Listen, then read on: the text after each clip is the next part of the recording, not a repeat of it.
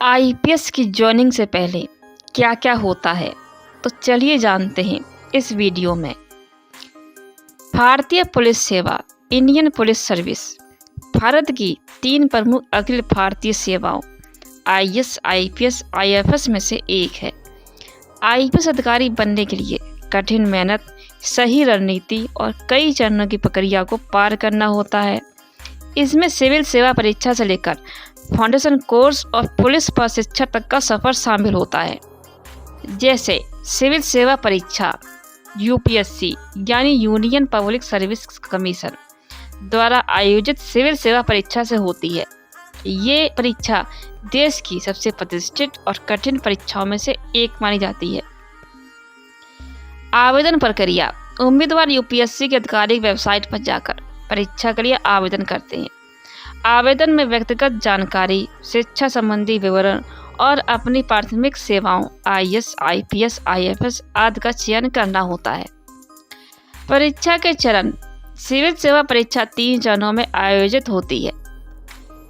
Prelims परीक्षा यानी प्रारंभिक परीक्षा, इसमें 2 पेपर होते हैं, समान अध्ययन और सीसेट। यह एक क्वालिफाइंग परीक्षा होती है जो मुख्य परीक्षा के लिए पात्रता सुनिश्चित करती है। मुख्य परीक्षा मेंस परीक्षा, इसमें 9 पेपर होते हैं जिनमें निबंध, समान अध्ययन, जीएस और वैकल्पिक विषय यानी ऑप्शनल सब्जेक्ट शामिल होते हैं। यह लिखित परीक्षा होती है और इसमें उम्मीदवार की तर्कशीलता क्षमता का मूल्यांकन किया जाता है।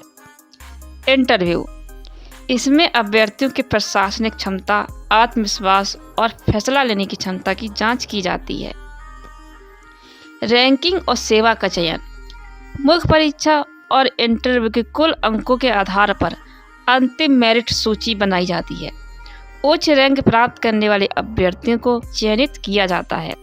इसके बाद उनकी रैंक के आधार पर कैडर आवंटित किया जाता है। कैडर आवंटित प्रक्रिया: अधिकारियों को राज्यों के विभिन्न कैडरों जैसे राजस्थान, यूपी, महाराष्ट्र में नियुक्त किया जाता है। यह आवंटन केंद्र सरकार की कैडर नीति के अनुसार होता है।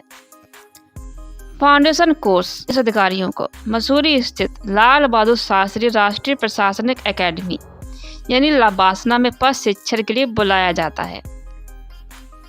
फाउंडेशन कोर्स में कई बिंदु शामिल होते हैं जैसे शारीरिक प्रशिक्षण, सुबह योग, व्यायाम और रेस जैसे शारीरिक प्रशिक्षण कराए जाते हैं। क्लासेस यानी प्रशासनिक कानून, नीतिगत ढांचे और सरकारी योजनाओं पर व्याख्यान। वित्त, अर्थशास्त्र और अंतर्राष्ट्रीय संबंधों का अध्ययन। फील्ड वर्क: ग्रामीण और शहरी क्षेत्रों में जाकर प्रशासनिक कामकाज को समझना। सांस्कृतिक कार्यक्रम: भारत के विविध सांस्कृतिक पक्षों से परिचय। कैडर विशिष्ट प्रशिक्षण: फाउंडेशन कोर्स पूरा होने के बाद अधिकारियों को उनके आवंटित राज्य के प्रशासनिक स्थान में विशेष प्रशिक्षण दिया जाता है। प्रशिक्षण के मुख्य बिंदु जैसे कि राज्य की भौगोलिक, सांस्कृतिक, आर्थिक स्थिति की जानकारी लेना, स्थानीय भाषा का प्रशिक्षण करना, भूमि प्रबंधन, कानून व्यवस्था, राजस्व प्रशासन का व्यवहारिक प्रशिक्षण करना। फाउंडेशन कोर्स के बाद आईपीएस अधिकारियों को सरदार वल्लभ भाई पटेल राष्ट्रीय पुलिस अकेडमी हैदराबाद में भेजा जाता है। ये प्रशिक्षण आईपीएस अधिकारियों के लिए विशेष रूप से डिजाइन किया गया होता है। पुलिस ट्रेनिंग के चरण: शारीरिक ट्रेनिंग: आईपीएस अधिकारियों को शारीरिक रूप से फिट रखने के लिए कड़े प्रशिक्षण सत्र कराए जाते हैं। इनमें रेस, परेड, मार्शल आर्ट और हथियार चलाने का प्रशिक्षण दिया जाता है। तकनीकी और कानूनी प्रशिक्षण: अपराध की जांच करना, फोरेंसिक विज्ञान और साइबर अपराध, भारतीय दंड संहिता आईपीसी, दंड प्रक्रिया संहिता सीआरपीसी और साक्ष्य अधिनियम का अध्ययन करना। रणनीतिक और सामरिक प्रशिक्षण: नक्सलवाद, आतंकवाद और संगठित अपराधों से निपटने की रणनीति करना, बंधक बचाव अभियान और आपदा प्रबंधन। फील्ड ट्रेनिंग: वास्तविक परिस्थितियों में अपराध जांच और कानून व्यवस्था को बनाए रखने का अनुभव, भीड़ नियंत्रण, चुनाव प्रबंधन और दंगों से निपटने की प्रक्रिया। कमांडो ट्रेनिंग: विशेष अभियानों के लिए कड़े सैन्य प्रशिक्षण, आत्मरक्षा और संघर्ष के दौरान युद्ध कौशल का विकास।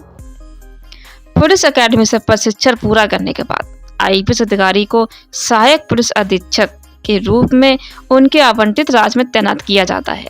इसके दौरान उन्हें कई काम करने होते हैं, जैसे जमीनी स्तर पर काम करना, थानों का दौरा करना और स्थानीय पुलिस बल के साथ काम करना, अपराधों की जांच और जनता से संवाद करना, वरिष्ठ अधिकारियों के मार्गदर्शन में काम करना, एसपी और डीआईजी के साथ संगठन करके जिला प्रशासन को समझना, विशेष अभियान, स्थानीय समस्याओं जैसे नक्सलवाद या सांप्रदायिक तनाव से निपटना। प्रोबेशन पीरियड पूरा होने के बाद अधिकारी को पुलिस अधीक्षक एसपी के रूप में नियुक्त किया जाता है। अनुभव और प्रदर्शन के आधार पर पदोन्नति पाकर अधिकारी डीआईजी, आईजी, डीजीपी के पद तक पहुंच सकते हैं।